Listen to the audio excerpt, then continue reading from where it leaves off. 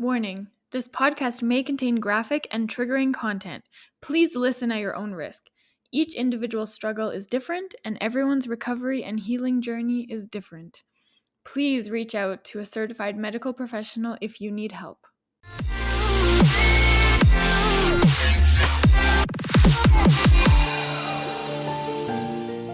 Welcome to episode 21 of Stomp the Stigma, the podcast aimed to fight the stigma surrounding mental health through education, awareness, experiences, stories, resources, and the vulnerable truth.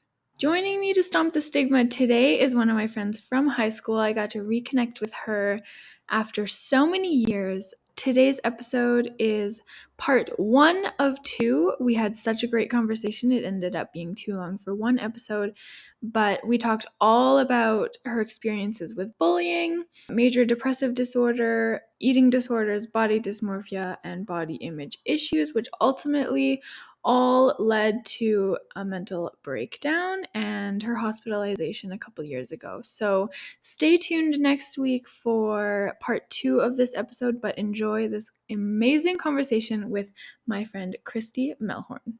Hi! Hi! How are you? I'm good. How are you? I'm good. It's so nice to see you. You too. It's been so long. I was trying to remember whether I had really talked to you after high school. Yeah, I know. And I was trying to think, have I run into you? I think there may have been, moments over the years where I've, been riding my bike and I rode past you because I feel like I've seen you since high school.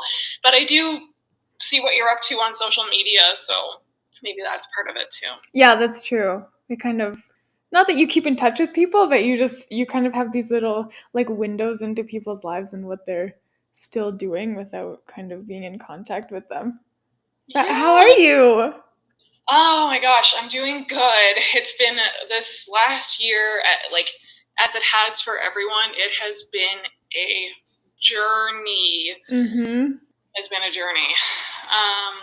Yeah, the last year was really crazy. I actually worked more than I've ever worked in my life. Wow.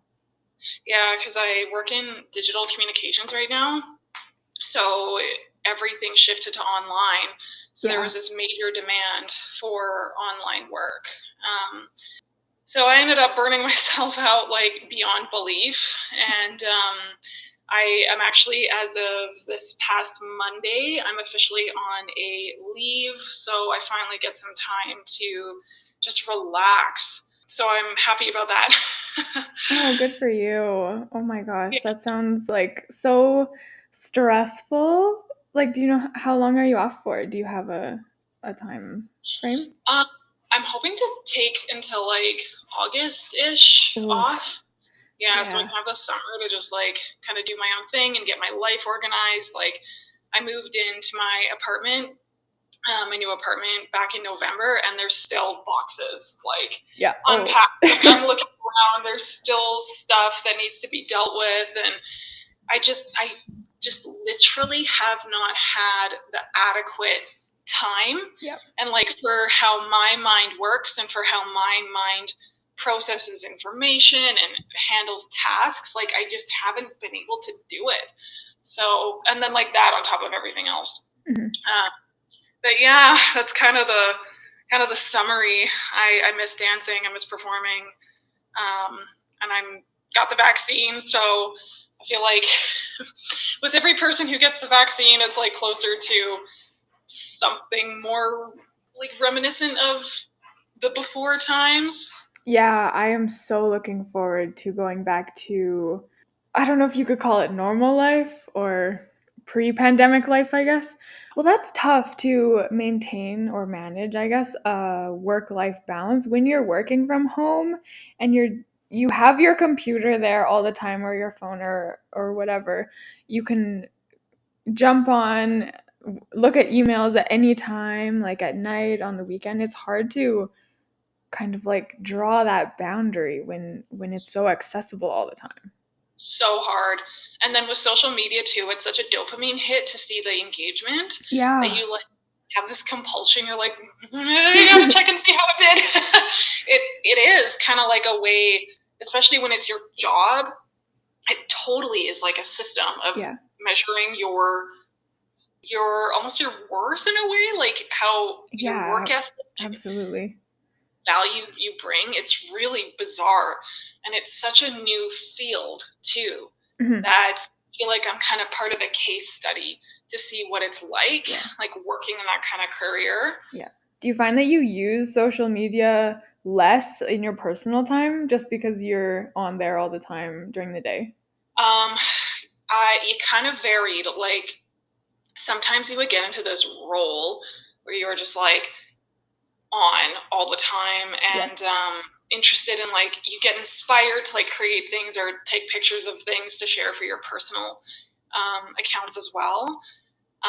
But yeah, it definitely that only happened once in a while for me, really. But for the most part, I would kind of just avoid scrolling through my own feed. I would kind of stick to the work account and just focus, like, kind of live in there more than my own. I would just kind of post things to my own. Now that I'm having a break, I've had to tell myself, like, don't just get sucked into a social media wormhole. I mean, I'm not totally against social media. I'm not like, bring it down, but it can be really hard on your nervous system to be on there excessively. Yeah. Oh yeah, I get that. Yeah. So tell me, like, what's everything all about? What was your inspiration behind it? Okay. Growing up with my own mental health issues and struggles, I felt like I didn't really have anywhere to turn, and nobody really talked about those kind of things. So I felt like I was like almost the one of the only people that was struggling with it, and I just felt so alone. And there was no even resources for like my parents to turn to, like, because nobody really knew what was going on with me when I was a kid. I mean, I understand it a lot more now, but when I was younger, I had no clue what was happening to me, and I was like, this is not normal, and there's nobody else out there like me. And then with the pandemic and splitting up my work team, I ended up working with just one other person for the past year, and we ended up getting really close and kind of talking about our mental health issues with each other, and my coworker struggled with similar things that I did.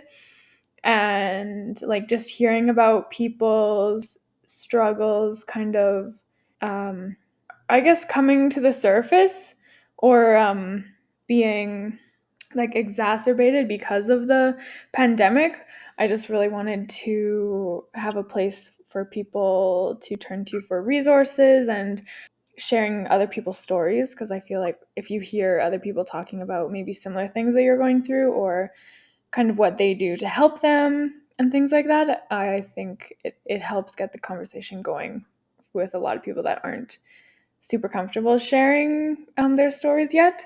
And so, yeah, I wanted to start this to talk to therapists and resources and people that have their own struggles and kind of get the conversation going. In Calgary, I feel like there's not a lot out there right now, or at least it's hidden. So And the stuff that is, it's like not really, it's not the easiest to find. Like, you have to kind of go hunting for it. yeah, exactly. Yeah, you like really have to kind of dig around and have your, honestly, I would never have been exposed to the world of mental health resources that I have been in this city if it wasn't for my extreme mental breakdown that I had 2 summers ago. Summer 2018, I'm pretty sure it was when I was hospitalized. Yeah, it was really intense. I've actually never posted anything about it. I've kind of hinted at what's happened, and I've kind of like alluded to it. I really want to write a memoir about everything. Like, my hospitalization was an accumulation of years and years and years and years of unresolved grief, of sexual assault, trauma, anxiety, depression, all of it kind of rolled into one that led to pretty much a year without sleeping properly. And my body finally gave out. Like, I couldn't even walk at that point. And it turned into a really intense, scary night where had to call the cops to take me to the hospital. It was very intense, and I made sure to write every single thing down that I could while I was in the hospital, to put that into a bigger, like a longer form piece someday. But I was so excited when you messaged me because I do love talking about this stuff. Yeah. And I feel like I just have this burning story to tell. So when you sent me that message, I was like, oh my God, yes. And having known you from the past, you have an energy. Like, I know you've said that you were struggling growing up, but you have a very calming, approachable energy. Like, you feel safe to be around. Oh, thank you. I appreciate that so much. Yeah, you're welcome. Well, I just want to thank you for agreeing to come on here and share your story with me and the world. And I'm so excited to hear about it, but I feel bad that I never knew any of it, and I had no clue what was going on when we were in school together. I never would have guessed that you were going through any of that, and I'm sorry that you did go through that, and I hope you're okay now. I'm sure we'll get into that, but I want to thank you for coming on and sharing your story with me. Oh my gosh, honestly, my pleasure. Thank you for creating the space.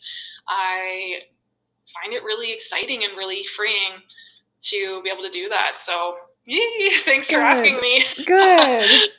So I know, like, it's probably going to get personal and emotional. So if there's anything that makes you uncomfortable or you don't want to talk about, just let me know and we can move on or cut it out or anything like that. So I'm ready. I am ready. Yeah, I don't even know where to start. Like, you've been through some shit in your life, and I had no clue. And I'm so glad that you posted about it on, was it Pink Shirt Day, I think? I think it was. Yeah, that's right. Because I was kind of commenting on the bullying from when I was younger and how it tied into what was going on at home. Yeah, that was my first kind of exposure to your story. I had no clue.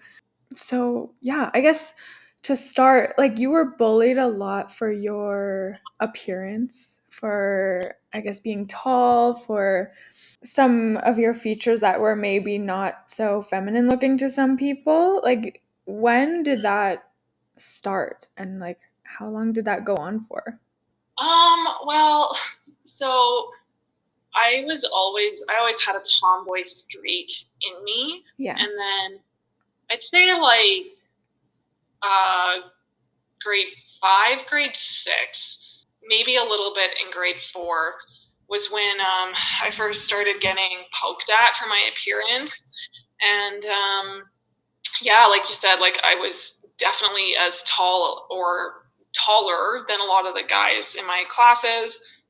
My athletic abilities were really powerful, and so I was often like right up there with them as well. And I guess that like at the little junior high that I was going to, that wasn't like terribly common. Not to say that there weren't really athletic people there, but like I remember making it to like actually I remember winning dodgeball games, and there were like these 3 boys who were like the archetypal athletic cool kids in elementary, and who always won. And I remember winning, and it just seemed to like everyone had something to say, like, oh, it's because of this or it's because of that. Like, I just couldn't have won it on my own. Like, there were circumstances, right?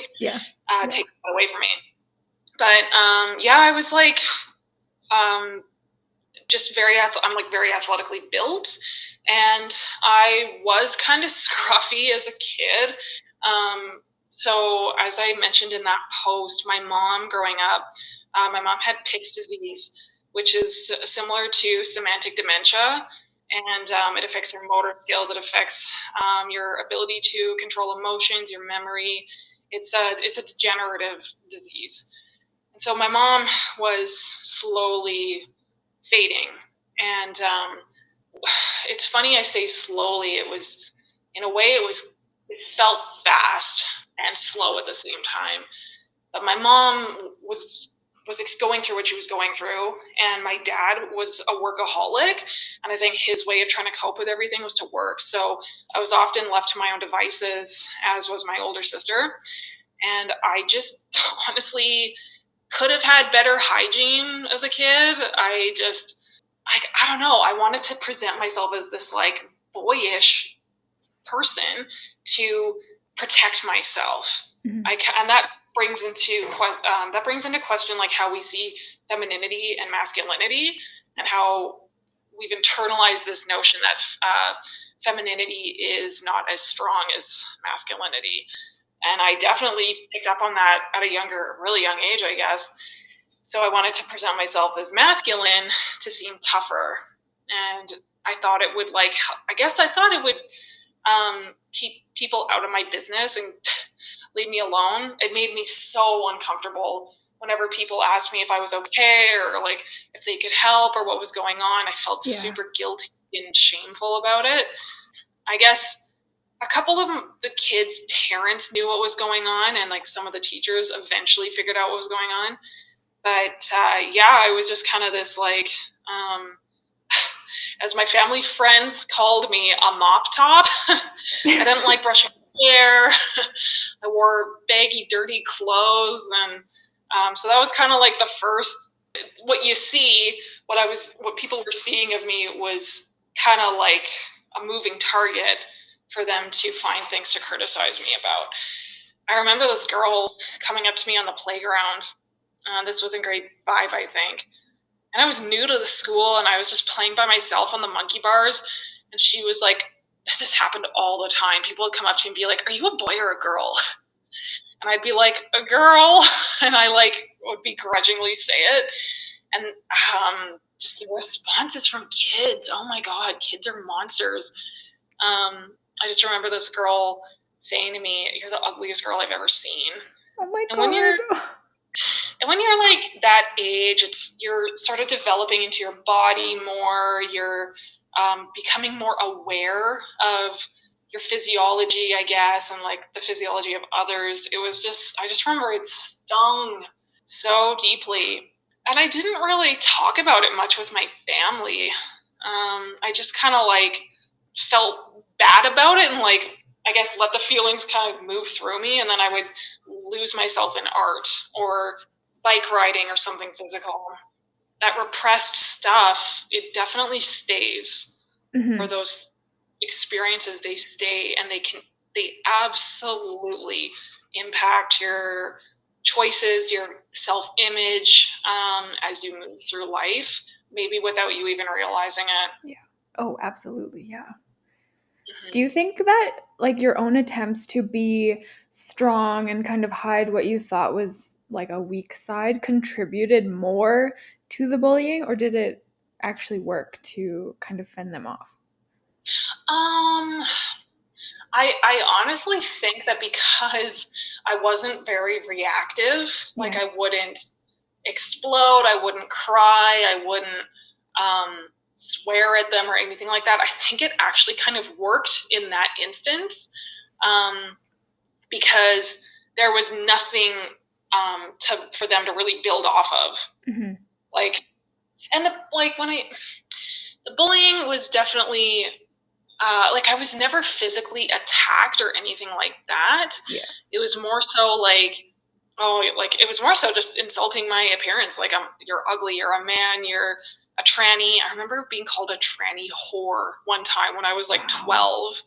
And I was like, why is that an insult, for one thing? Like, even growing up, my sister was like very unconventional, and she had a lot of friends who definitely didn't fit the status quo. Mm-hmm. So I was used to those kinds of environments. And I was like, I don't get, like, okay, like, why is it even an insult in the first place? But knowing that it was laden with malice is what made it hurtful, you know? Wow. Yeah, I think that was the same for me. Like, I was never physically attacked or anything when I was younger, but it's a lot of hurtful words and harsh comments, and those definitely stick with you. Some of them do, for sure. Oh yeah, absolutely. And like as a kid, it really hurts. I remember this kid in my class going around the room. We were like had a work period or something, and he was sitting behind me. And he was chatting with his friend, and he was going around the room pointing at people and being like, skinny fat, skinny fat, skinny fat. And he pointed at me and he was like, fat. And that happened a lot too, like just being called fat like so often. And I wasn't like a beanpole. Oh my But God. yeah, it was really rude, and it definitely happened more often than not, I guess. Wow. See, when I knew you, or the way that I knew you, I never ever like saw you as being heavy. You were always like this tall, athletic girl that was I that blows my mind that people would bully you for that, because that would never have even occurred to me. It's so amazing how much that stuck in my head Yeah. for like years. I remember, I mean, during high school, I definitely had my waves of depression, and I definitely had my moments where I just felt so like my body dysmorphia was definitely there. Yeah. It's so funny. It kind of like comes in and out. And yeah, but I remember it was really bad when I was like in junior high. I remember just being like, I can't wear that because I'm like I look too fat in it, or just things like that. Like you kind of put these weird rules around yourself based on some of those things that have been internalized. Yeah. Oh yeah. Yeah.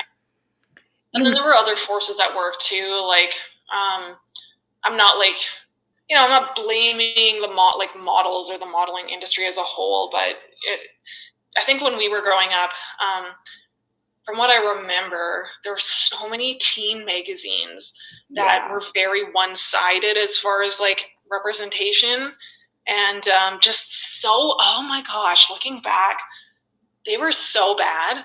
Like 17 magazine was so bad. I remember there was this one spread, and it was like all these pictures of these different girls and the comments of what different guys said about them, and if they would take them home to meet their parents or not. And it was like awful. But yeah, even back then, at least I kind of had like the presence of mind to be like, this is weird and unfair. Yeah, no kidding. There was this one thing that I remember from that magazine, and I think about it to this day. It was like this questionnaire for guys what they think about girls who go out with wet hair. And it was like, what? Guys being like, it's lazy, it looks bad, it means that you don't care about yourself. I was like, this is crazy. Oh my God. Yeah. What? I mean, stuff like that, I don't know. I haven't touched a magazine like that in years, so I don't really know what that's like anymore. But definitely when we were growing up, there was a lot of stuff like that. Yeah, I agree. I feel like they kind of died out a little bit, but I don't know. I mean, obviously they're still around, but I feel like they're definitely not as popular now because you can get everything online, but Exactly. Yeah, that's a really good point. Exactly. And there is, while like social media kind of is a double-edged sword, at least there is way more representation available. Yeah. Yeah. You mentioned in your post that you entered into a period of self-starvation. Was that because of the bullying due to your weight, or did you have other reasons for that? I think it was a huge, like a lattice of things. Yeah. I think I remember I actually, so here's how it all kind of happened. Mm-hmm. I went to Spain with the University of Calgary for a food and culture study that summer, and it was amazing, and I enjoyed that trip so much. I'm still really good friends with a lot of the girls who were on that trip. I still think about that trip like at least every other day in some way. It was super special. And while we were there, we were learning so much about food and our relationship with food from so many different angles, like gendered food, politics in food, tourism in food. And I had taken this course before we left about, it was also just like a general food studies course, and reading about how we're so out of tune with our bodies and our body's signals. And while I was on the trip, I honestly didn't think about any of that. I just had a great time and enjoyed everything that we ate and that we got to experience. I think every woman has this fear of, or like sense of guilt around eating certain things sometimes. Like that's also super ingrained in our culture and in our psyche. So of course, like that would come up here and there. And there were actually quite a few girls on that trip who had a lot of issues with food and were terrified of calories. Our professors actually pulled us aside one day and had like an emergency meeting basically. And they were like, we have to be honest. We have never taken a group, because we were like their 6th or 7th group who went. They're like, we have never had a group who was more obsessed and paranoid about calories and like gaining weight. So I think that like that was kind of in the air, but because you're walking so much and you're eating such high quality food, I lost weight without even meaning to. And I got really sick while I was there, which definitely contributed to it. My appetite wasn't as good. So I happened to lose weight. Mm-hmm. And then I came home, and that trip was pretty much my last full semester before graduating. So I had like one more course that I had to do, and then I was done. And I was 20, I think I was 24, 25 when all that was going on. And that's an important thing to remember. I'll bring that back up later. But I came home, I'd lost weight, and everyone started commenting on it. Like, oh, you look so good, you lost weight. And I was like, oh, I'm getting approval for this. And I don't think I thought this consciously, but I was like, oh, it feels kind of good to be getting this like approval and like all these compliments from everybody. And because I wasn't doing as much school, suddenly all of these super intense like feelings of loneliness and just this kind of hollowing dread in me started surfacing. And little did I know at that time that was the beginning of my major depressive episode. So I have since been diagnosed with major depressive disorder, but I didn't really realize that was what was going on at the time, that it was that bad. I think I had so much pride around it. I was like, well, I'm a little, bummed out, but it's because of this and that, and I've got it all under control. And I didn't. I started restricting my food. I used food, as many people do, as a way to gain a sense of control over my life. I was really scared deep down, I think, about graduating and moving on to the next stages of my life. Yeah. And the age 24 is actually recognized in psychiatry as being one of the key ages where all of anything within you, any kind of mental health issue within you, it will reach its peak at 24. And I'm not like totally fluent in the science about it, but something about that particular age and the way that your brain develops, that is like the prime ripe age for any of your underlying mental health conditions to come ripping forward. So it's exactly what happened to me. I just was, like I said at the time, I didn't realize I was so depressed. I just thought that I was kind of nervous, and I thought that I was like grieving school because I loved school, and I was grieving my trip, and that trip was amazing. Like I wasn't ready to come home.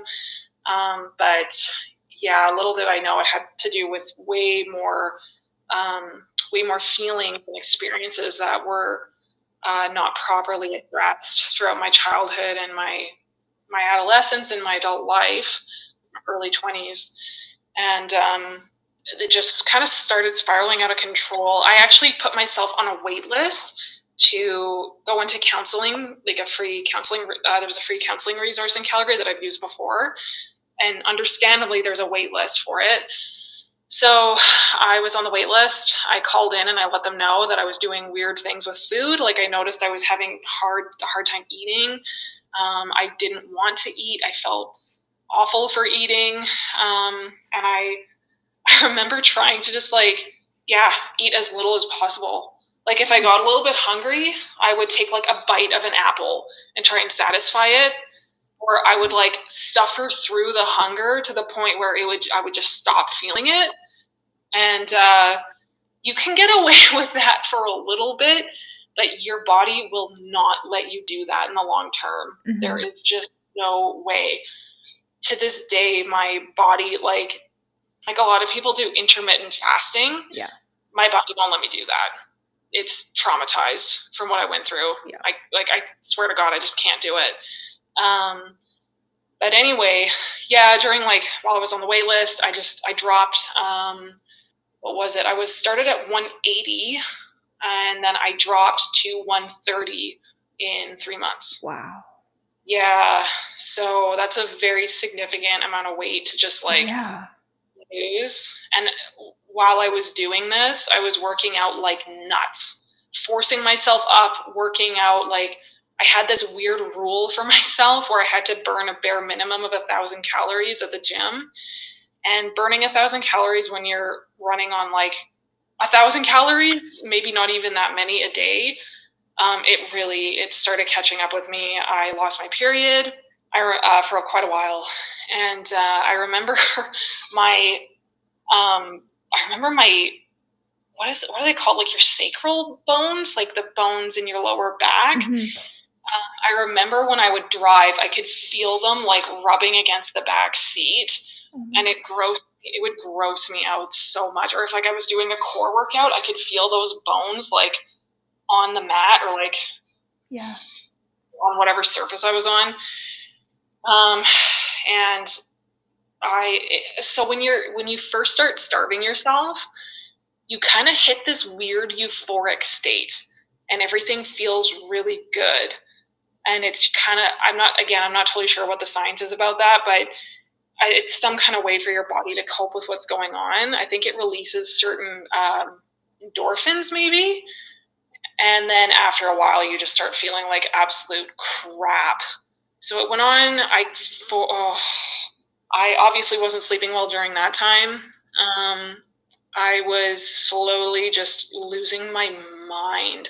And the thing was, too, it definitely was for a sense of control. And I think that there was some kind of weird validation and self-worth that came with being really skinny.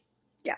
Oh yeah. It was this complex, and people who didn't know me were like, "Oh my God, you look amazing." I remember people coming up to me in the gym and being like, "You're even skinnier. Like, how are you doing this? You look amazing. I want to look like you."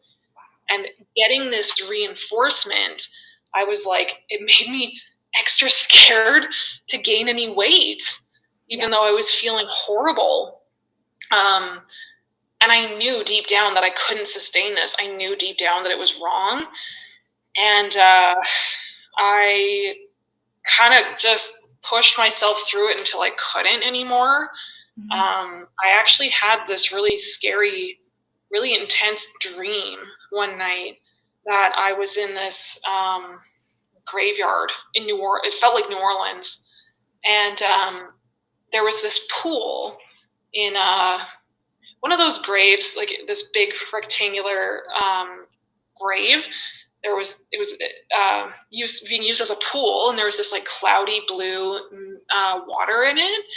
And in my dream, it turned out that this was an ancestral cleansing pool, and all of these, in my dream at least, these dead ancestors of mine started coming forward and were encouraging me to get in, and were telling me that I was pushing myself to the kind of the film between life and death. And I remember waking up and I was like, oh my God, I feel like that was more than a dream. I'm not sure what your beliefs are, or your listeners' beliefs are, but I definitely believe in some kind of spiritual realm. And that was very much reinforcement to me. Wow. And I was like, I have to do something. So I think even after that dream, I think I tried to do a workout and I couldn't see myself in my face anymore. I remember trying to go on the Stairmaster and I felt like I was going to just fall flat on my face. Yeah. And then I was like, okay, I can't handle this. So I went into the studio and I couldn't see that like sparkle in my eyes anymore. And I was like, I can't do this. And then this is where we get into the fun part. I called the doctor immediately, managed to get in for an appointment that day, went to my doctor and poured my heart out. I was like, I'm starving myself. I have an eating disorder. I'm extremely depressed. I don't know what to do. I don't know how I can function like how the way I'm feeling. I could barely function anyway.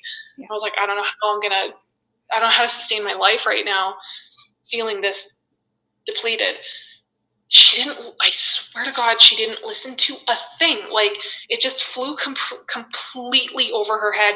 Yep. And she goes, oh, how did you lose all this weight? Did you cut out carbs? I need to lose weight. I just had a baby, and like the baby weight, it's like really getting to me. That was those were her literal words. And I just stared at her really hard and I got up and I stormed out. I was like, clearly I can't rely on you. And when you're in a state of self-starvation, your body and your mind does really weird things. Like, it actually triggers OCD tendencies. So you become like extremely obsessive compulsive about everything around you. It triggers really intense paranoia. Your mind is just not in a good place. Mm-hmm. So I felt super isolated and alone and decided I was going to try and like fix it myself, basically. And I think I was seeing I'm trying to remember if I was seeing a therapist at the time. Oh, that's right. I did start seeing a counselor, but bless the poor girl's soul.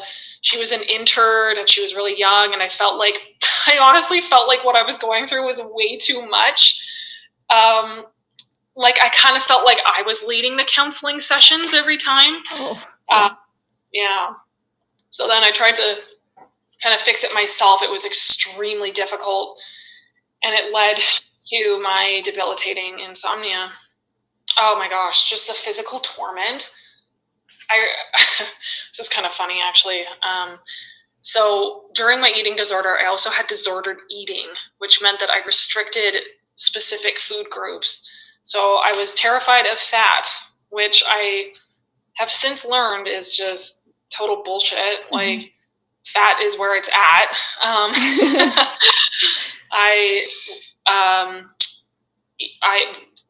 Being deprived of fat made me feel crazy. It made my brain feel like it was about to fall apart. Like, my brain felt like it was glass and was about to like shatter into pieces.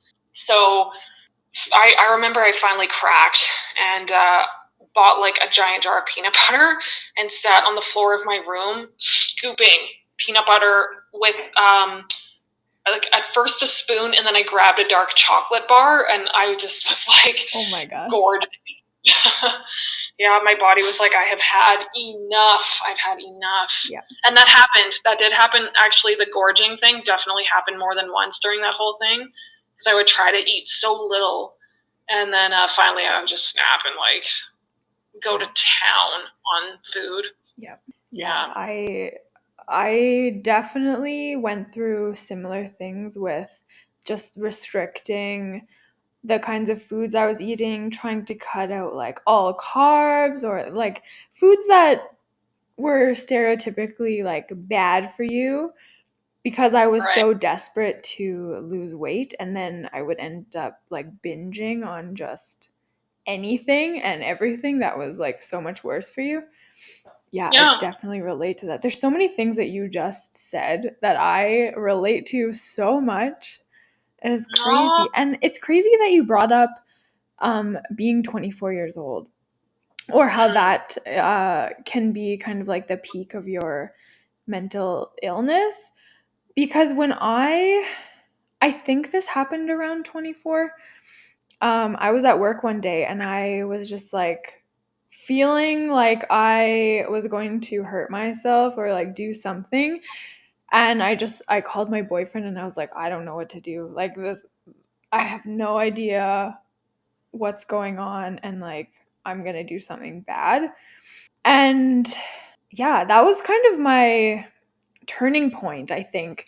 And at that point, like my family had no idea what was going on with me either. And that was the moment that in talking to him, he kind of like pushed me to reveal that side of myself to my family. And that's crazy that you bring up that age. Because I'm pretty sure that was like around then too. Yeah, I remember them telling me that when when I eventually was in the hospital. I remember having that explained to me, and I felt so. While it was very emotional, I felt very validated in a way. I was like, my whole experience made me realize that there is this whole world of being a human and the human condition that, like you said earlier, it's just not common knowledge. Like, it's just not really well known or like conventionally accepted, but it's such a reality. We all go through something reminiscent of this, I guess, whether we're like aware of it or not, and at like varying degrees at different times of our lives. But it is a part of your life. Like, trauma and trauma responses are a part of your life. Oh, absolutely, yeah. And I definitely think that there should be more space for that to be accepted and embraced in the real world. And when I say the real world, I guess I mean like your everyday life and like your professional life. And I think it's getting better. I do. Mm-hmm. I've been very lucky that a lot of the places I've worked at have been very open about that kind of thing. Yeah. Within reason. I'm like, don't worry, I won't tell you everything about how I ended up in the psych ward. And I ate eggs and hot sauce like every day for every meal while I was in there. But there is more, I think that based on my experience, there is somewhat more of an understanding around that. Yeah. But the level, and I'm not sure like how you were feeling in that moment of your life. For me, the sleep deprivation was what really took hold, and I just stopped being able to function.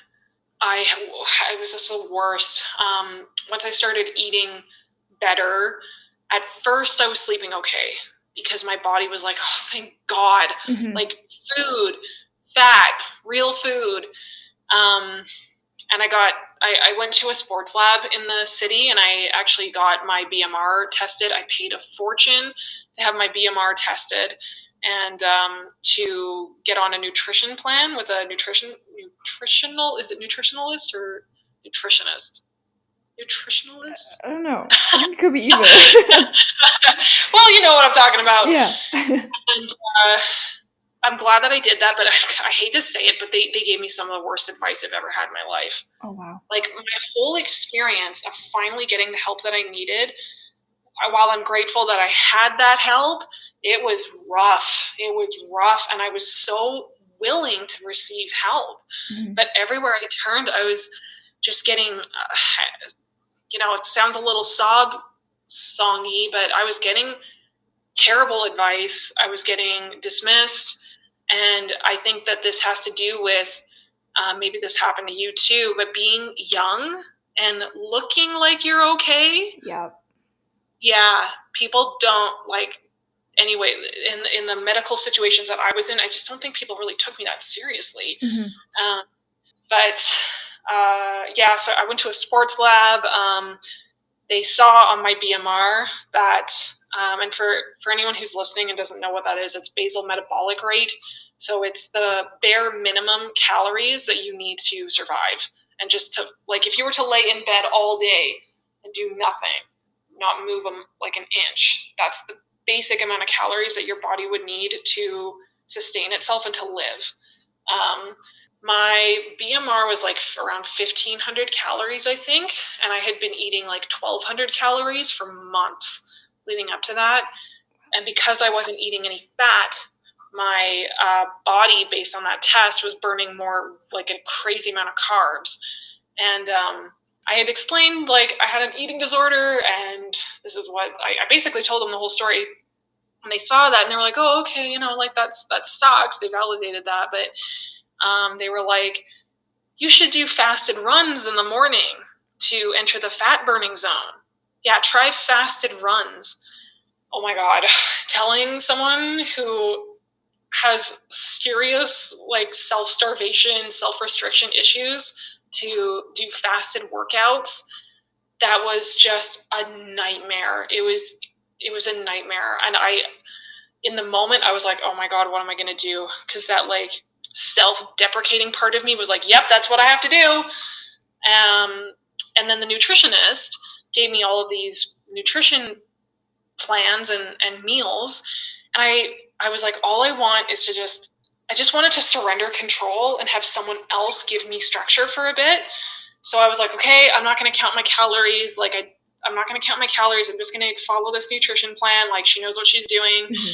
I was starving after eating everything on that plan. Like, for each day, I would be starving. And so finally, I added up all the calories, and it was 1,400, like around 1,400 calories, like less than my BMR. Wow. And I was like, what the hell did I just pay $500 for? Yeah. Like, this is nothing. And I remember emailing her about it, and she was like, oh, that's weird. Let me review it. And then she just never got back to me. And she was supposed to have like 2 follow-ups with me or something after. And again, like, that just reinforced the loneliness and the, like, fear that I had that there was no help available. So again, like, tried to take care of it on my own. And then that's when the insomnia really set in. I would sleep for like 7 hours, sleep.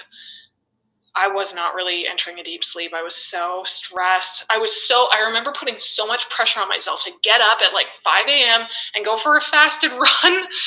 It was just crazy. I remember doing that for a summer, and I finally was like, I can't do this. It's stressing me out so much, and working out shouldn't stress me out. Yeah.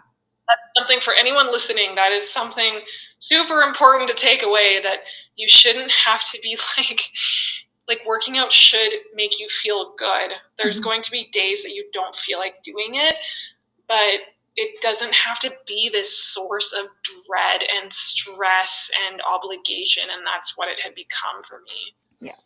Yeah. Yeah. Yeah, there's definitely a line between working out and being healthy, and working out so much that it's like an unhealthy habit. It was very unhealthy. Yeah. And then I felt like I would have to burn off anything that I ate. Like, yeah. Oh my gosh, I remember going home. I remember going to friends' birthday parties or something before COVID times, where it was fine to go to a restaurant and have a birthday dinner with a big group. I would go, and I'd be like on my way there, and I'm like, I'm not going to eat that much. I'm just going to have this and this and this. Like, no cake, or if I have cake, it just has to be like a little slice. I would kind of like give myself this template of what I was going to do. Yeah. And then I'd get there, and I'd be in the moment and like enjoying myself, being around people who are awesome and who love me back. And food is such a focal point of connection and bonding with other people. Instinctively I would eat, and then I would leave and feel horrible about it. I would go home. I'd get home at like 11, and I would go on the treadmill and like do a really hard weights workout. Oh my God. And yeah, I punished myself a lot for eating. Yeah. And it's amazing, because now I don't do all of that stuff. Like, I don't torture myself like that. And I'm really proud of myself. Like, even recently, it was my birthday on the 1st, and I ate all my treats. I didn't feel like I had to go and like run on the treadmill for 2 hours after eating my treats. And I just kind of stopped and said to myself, like, that's a huge deal for someone who maybe hasn't been through an eating disorder, or doesn't know anyone who's been through a really rough eating disorder. It might not be a big deal, but for those of us who have, those are huge, huge wins. Yeah. So I hope like whoever's listening, you know, I hope that you do celebrate those moments. Oh, hearing that makes me so happy. Sorry, I didn't mean to cut you off. That's okay. Hearing that makes me so happy because I definitely know what that's like. And I think I'm still kind of getting through those feelings of like guilt and shame for eating certain things and like, or eating that piece of cake or something like that. That makes me so happy to hear that you were able to enjoy everything and enjoy your birthday. That's amazing. Thank you so much. And I'm glad that you feel like you're getting through that as well. And like something I've had to really reconcile, and that's something my psychiatrists have definitely reinforced for me, is that those feelings, they never fully go away. Yeah. Like, comes in waves, but it's better to just be like, okay, this is what's happening right now. This is how I'm feeling, and just sit with it for a minute and then apply, like, you know, give yourself some emotional nurturance, maybe talk to somebody about it, someone safe about it, and then let those feelings kind of move through, and then go and treat your body properly. You know, it's important to give those feelings space, but not to let them, to use like a very ironic word, not to become like overindulgent with them and let them consume you, you know? And the thing is, while I was really, really intensely obsessed with nutrition, the amount of food that it takes to gain weight it's a lot, and you need the calories. Like, we actually, our culture is pretty weird in that we do have like mad portion sizes a lot of the times. It is really easy to eat an excessive amount, but on the day to day, like if we're just kind of going about our day, I actually don't think that a lot of us eat enough. And I don't know that we eat enough of what we should be eating. And that's a whole other story. That's a whole other bag. And again, I'm not a nutritionist, so I can't fully comment on that, but it's definitely, I think that our obsession with gaining weight and our obsession with our body image is probably more excessive than what we eat. Yeah, I definitely agree with that. Thank you. So after all of that, what is your relationship with exercise now? Because I know you do work out now. Like, how has that changed for you, and how do you kind of handle that? I definitely sometimes struggle with workout guilt, where I feel like if I don't work out in a day, I get really like, I get very emotional in some ways. I feel really guilty about it. I feel like I, you know, dropped the ball. I do too. Yeah. Like, I feel that comes, but I'm way better about like being like, I need to rest. Today is a rest day. I deserve this rest, and having this day off will just fuel me for more satisfying and more rewarding workouts for the rest of the week. I have super high energy levels, and my body is made to move. So I obviously still need like high levels of exercise. But I'm way better about like knowing where to cap it. Even recently, like I have a spin bike at home, and there was definitely a while there where I was killing myself on the spin bike, and I kind of recognized what was going on. My body was getting tired, and I was starting to feel that pressure. And I was like, okay, this is getting to be a bit much. And I was getting bored of it. I was getting really bored of spin. And I was like, that's it. I need to take a break. Like, I'm way better about taking breaks when I need them and doing something else, like getting outside, going on hikes, and that kind of thing. And hiking, I honestly think, is next to dance, hiking is like one of my favorite activities. Just like being out, truly being out in nature, it does make your mental health better. Yeah, and finding exercise that is fun for you, that you look forward to, that doesn't feel like a chore and like almost like torturing yourself. Like if it's something where you're having fun and you don't really think about the health aspect of it, I think that makes such a big difference. Yeah, I completely agree. It's like my body is enjoying this movement, not like, well, if I want to eat anything today, if I want to have like that birthday cake at my friend's place tonight, then I better crank out 2 hours of exercise. Like I just can't subscribe to that anymore. Like you said, the psychological stress that it causes, it's just so exhausting. Yeah. And it's so unnecessary. Exactly. Like, yeah. So yeah, I definitely have a tendency, like I was alluding to, I definitely have a tendency to become a little excessive, but I'm 1,000 times better at knowing when to stop and when to change it up and just give my body a break. Yeah. Same with the comments about your weight. When people make comments like that now, do those trigger you and like take you back to when you were younger? That's a good question.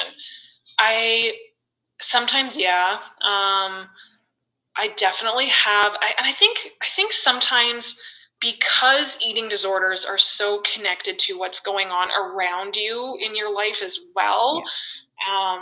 Times in my life where I feel like I don't have as much stability is absolutely when my eating disorder tendencies kick in, and I become like, what's a good example? Like say I just quit a job and I don't have anything secured. I don't have like any stability. Bills are coming my way. Like there's stress, right? That's when I would become super OCD, OCPT about my calories and my working out. But if other systems in my life are more at ease, it's way less. There are definitely times where that piece of you hears things the wrong way sometimes too.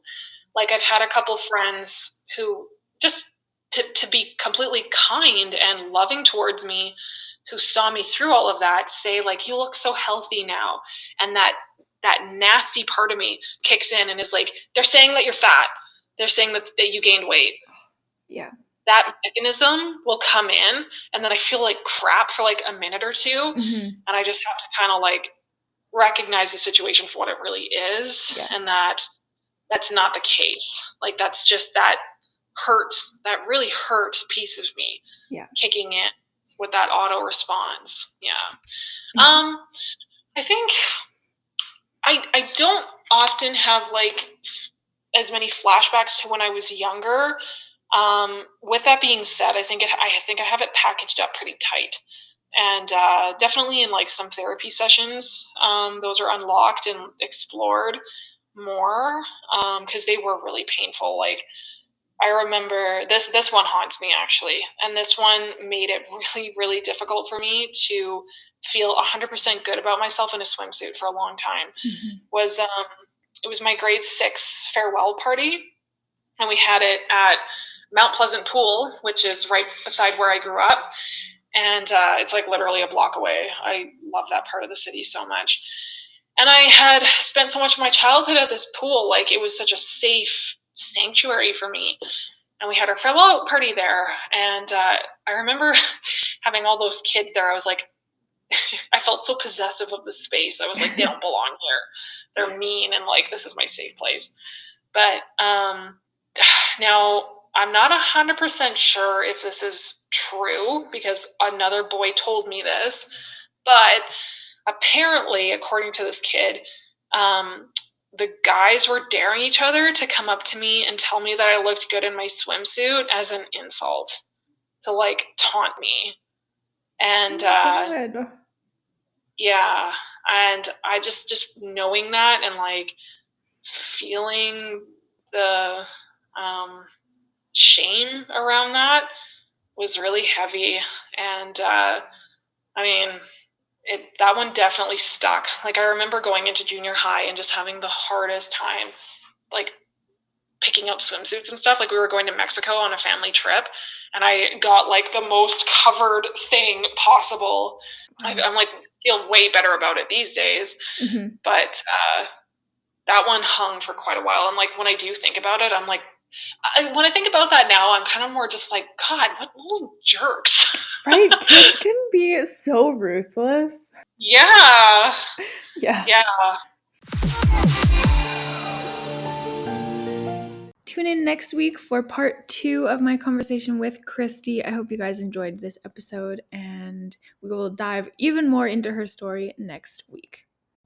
Thank you so much for tuning in today. Feel free to reach out at any time. You can contact me on Instagram and Facebook at Stomp the Stigma YYC, and you can email me at stompthestigmayyc@gmail.com. If you like the podcast, please like and subscribe on YouTube, Spotify, Google Podcasts, or Apple Podcasts. And if you or someone you know would like to come on, I would love to have you. Share your story, speak your truth, and together we can stomp the stigma.